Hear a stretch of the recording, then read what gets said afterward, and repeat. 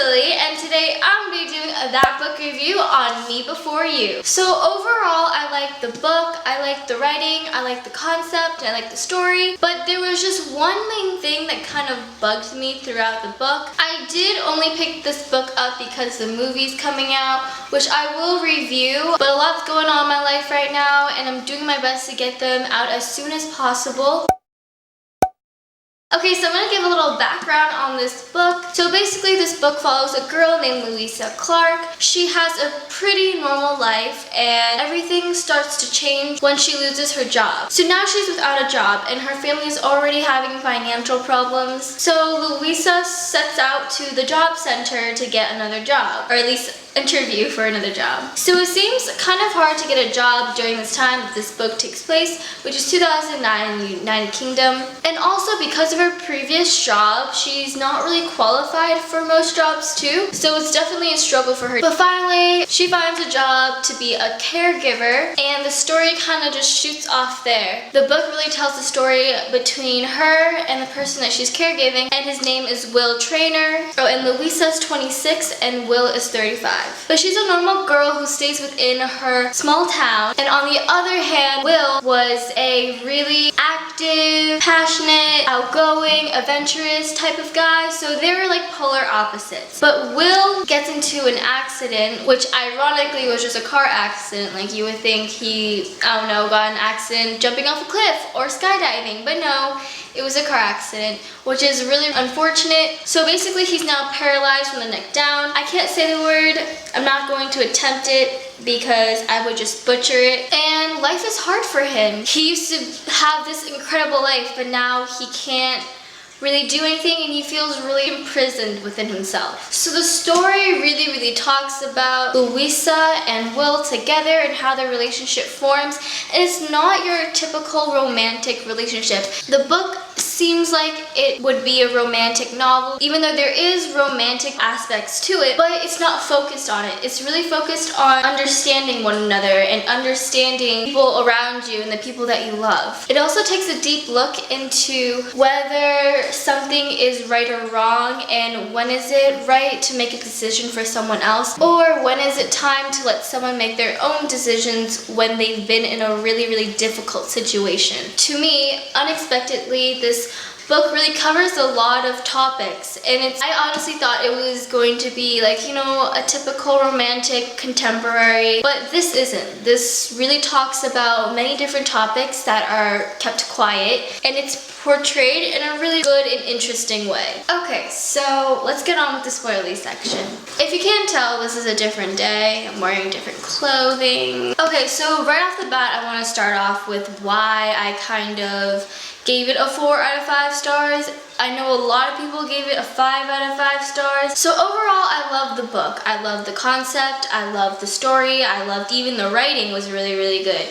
But one thing that bugged me a lot throughout this book was of the topic of who was more selfish. I know selfish, but throughout the book I would debate within my head who was being more selfish than the other one. I don't know, whenever they came to the topic of opening up their horizons, it always felt a little hypocritical because they were basically trying to open each other's horizons. They both shut one another out, so it was really contradictory. So I'm gonna start with Will. He's really stubborn. Throughout the book, Louisa's kind of goal that is set in stone is to change Will's mind. Now, Louisa puts a lot of effort into it. She does a lot of research. She tries really hard to change his mind. But in the end, at the vacation, he kind of throws her offer and all her hard work back into her face, saying that, I love you, but it's not enough. And then like in the scene when he's at Dignatina's or whatever it's called, they were sitting in the bed and he was like, yeah, it's been the best 6 months of my life too. And just hearing that, I mean, personally, if I was in that position, if I was in a hard time and someone turned it around for me right before I was gonna make, you know, a suicidal decision, I would think twice. I would at least give it a chance. And I think that's what I was frustrated about, because he didn't even let it have a chance to work out and see if it actually could work out. Right away, was so stubborn, and he was like, no. Like, I'm gonna do this. This is what I've been waiting for my whole entire whatever life, been in this wheelchair, and I'm going to go after this because this is what I want. But if Louisa really made a difference in your life, as you said, Will, why won't you give it at least a week, a month? Just give it a little more time to see if it's really worth it. Now, don't get all freaking out in the comments below, because I'm gonna tell you exactly why I'm thinking these. Stay tuned for that after I talk about Louisa. I'll tell you exactly why these thoughts were going through my head. Okay, so on to Louisa. I was really mad at her for her first reaction to Will being suicidal. Okay, so first off, I don't know if this is because I saw the trailer for the movie, but I thought she knew from the start when she was hired that her job was to keep Will company, to cheer him up, to see the brighter side of things. But I guess it takes her until like over 100 pages in for her to realize, / for her sister to make her realize that this is what she needs to do. I think around page 104, I wrote down, can't she see that Will's mother's kind of relying on her to cheer Will up, to see the brighter side of things, to change his mind? And yet she's still, without a second thought, she resigns, she just leaves. And I thought she could see that she was sort of starting to make a difference in his life. If she quits like that, if she permanently quit like that, wouldn't that just prove to Will that his life was just going to be unfair, that he was never going to be treated the same way that he was before his incident? I don't know. And I guess it is reasonable to be, you know, kind of uncertain if you want to be involved in this kind of stuff. But my issue is with the both of them, they both didn't give it a chance to settle in, to process, to really think about the decision before they made it. And I guess, yeah, people make mistakes and everything. I think personally, if I was in either of their positions, I always think about things before I do them. Like, don't we learn that you have to think about your actions before you do them? Just those two big ones really annoyed me, and they were pretty big decisions too that really made up the story. Okay, so let me really tell you why I thought these things. So I explained to you these two case scenarios, but I can't give you an exact answer of whether these decisions were really right or really wrong. This is because I feel like I'm a little too young to be understanding all of this. I bet Will goes through a lot being a quadriplegic. I bet he has a horrible time, you know, even with getting pneumonias like really easily, and getting all these random infections that he may die from. And also he said that he could feel like his body was just a host of so many different diseases about to take over it. You know, I bet it's really bad. But don't we learn that love is stronger than anything, and that if you truly love someone, it kind of overrides everything else? But I guess if we go into if you truly love someone, you do like what's best for them, what makes them happy. But wasn't Will happy? And I just don't understand how Louisa wasn't enough. I'd be truly grateful, and I would want to hold on to her for as long as possible, and I would want to stay for as long as possible with her. I mean, it's not that often that you find someone that you really love. So there's definitely two sides to this argument, and I'm definitely too young to clearly judge. And I was just like Louise says, I bet maybe I would have reacted the same way, but I still feel like I would have gave it a second thought before I resigned. And plus, if she got a chance to save someone's life, like if she was the missing key to save that person's life, wouldn't she want to? Because I know I would. If I was the only chance this person would have, I would do everything to help that person, especially if I cared for that person. So that's why I'm just confused. I'm not really sure. That's why it's 4 out of 5 stars. I hope you understand. But I also like how Jojo sort of incorporated these unspoken topics. These topics are really, I guess, sensitive. How do you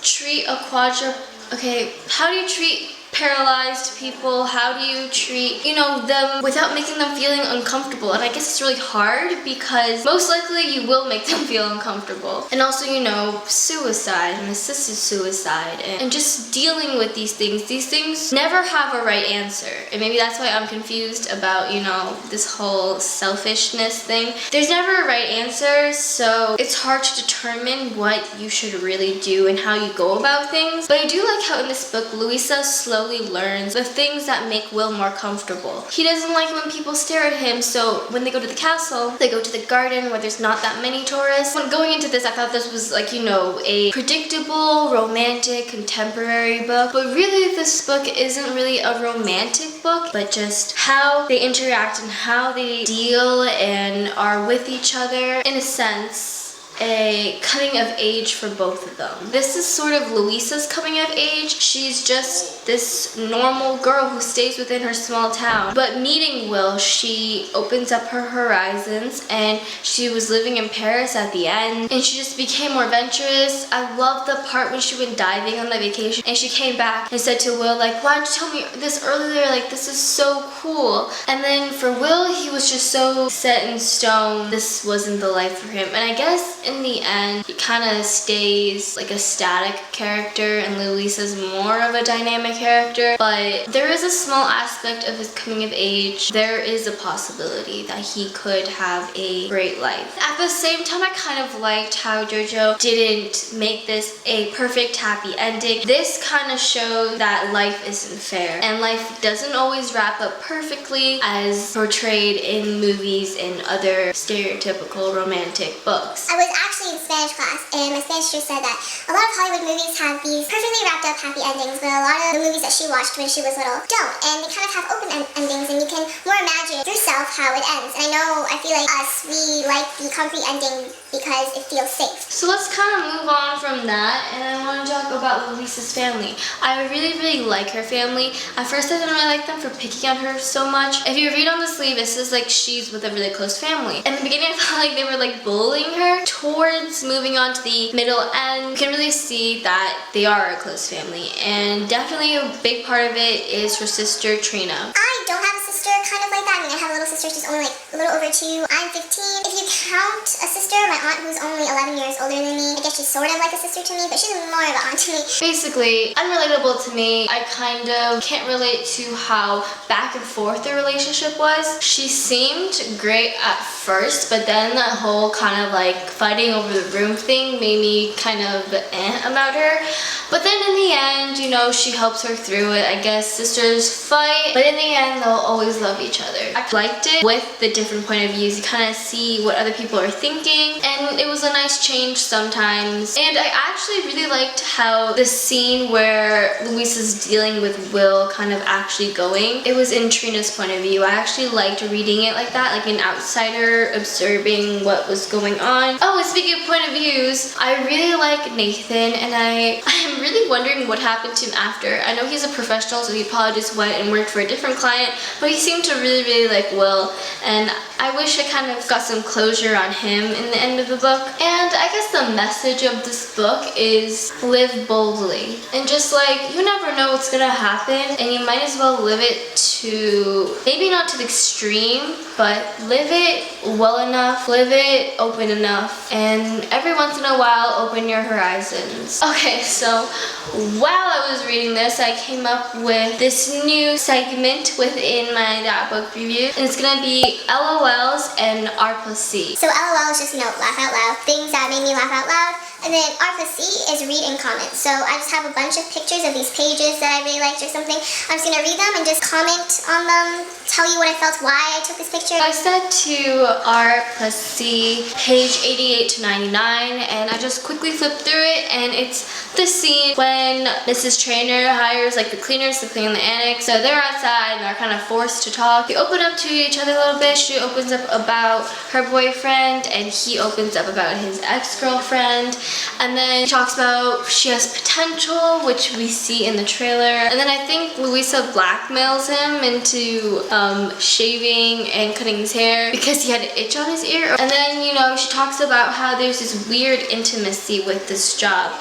Later, she grows to adapt to it, to to make it feel normal for her. And I love the tattoo scene where she got a little tattoo of the bumblebee, and he got a tattoo was like before and then like the date of his accident. Another thing I don't understand about Will is that if he knew that he was going to be choosing his decision regardless of happy things that happened with Louisa, why did he let Louisa get close? Like when they get back from the vacation, he's all like, you know, kind of normal and like, yeah, that sounds great if we go out to this dinner, and Louisa's like mad at him, like how could he do that to her? And then I know I should be comparing Will Trainer to Will Herondale, but if Will Herondale was in the situation, we all know that he would push everyone away because he thinks about the others around him, sacrificing a lot of things for the people that he loves. But Will Trainer, yes, he probably is under different circumstances as Will Herondale, but Will Herondale was under these extreme circumstances too. He thought that everyone around him was gonna die. He suffered greatly, and even after, he still suffered just to make Jem happy. Will Trainer going through all these things and making this really big and extreme decision, couldn't he have at least closed off a little bit? And I guess that's what he was kind of doing before Louisa came. Couldn't he have shut her out too? Because when that showed that he cared, but I guess there's self-indulgence, but like that pain that he would cause. Of course, if they really loved him, they would be there for him, but just how he let them in and almost made them believe that he was going to change his mind, but then telling them that no, I'm still going to be doing this. I don't know. See, I'm just so iffy about this whole thing. Why did he open up? Why did he let his loved ones get close when they would only get hurt? Was it because he didn't want to be alone his last 6 months? Was his decision really, really worth it? Shouldn't he have given it a second chance? And now I'm placing a lot of blame on Will. I have so many of these R+Cs written down about, you know, cute moments and funny moments between Will and Louisa, but I don't feel the same way about them, and I don't have the same kind of enthusiasm that I would have had if I read them to you before I read the endings. I don't feel the same way about these happy things between them. There was this one moment which hit me really hard, and I'm pretty sure if I wasn't around family I would have cried. And it was when they were both in the bed, Digna, whatever, and no, she's ugly crying, and he's like, no, like just look at me, like I want to make this happy. It just hit me really hard when he said, tell me something good. You know, he said that earlier, and that leads to the song that her dad would sing to her, and then she tells him about the bumblebee ties, which leads to him getting them for her, and you know, all these nice things that happened, and it just made me really sad about how she wasn't enough. It's kind of like coming full circle, and I don't know, because of Clockwork Princess, I am all about coming full circle. And also I think another reason why it's a 4 out of 5 stars, and I even contemplated like a 3.7, is because I spent one whole day trying to cram it in so I could see the movie before.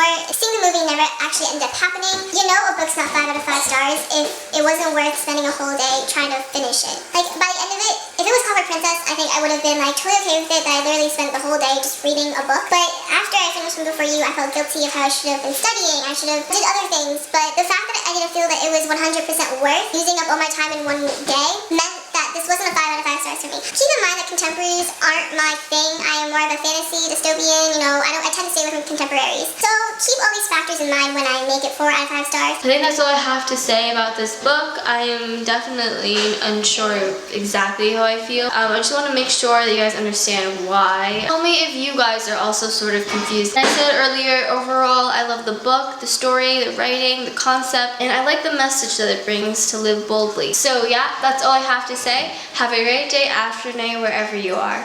Bye! Hey guys, thank you so much for watching. For more of That Book Channel, be sure to subscribe to my channel. The button's right there.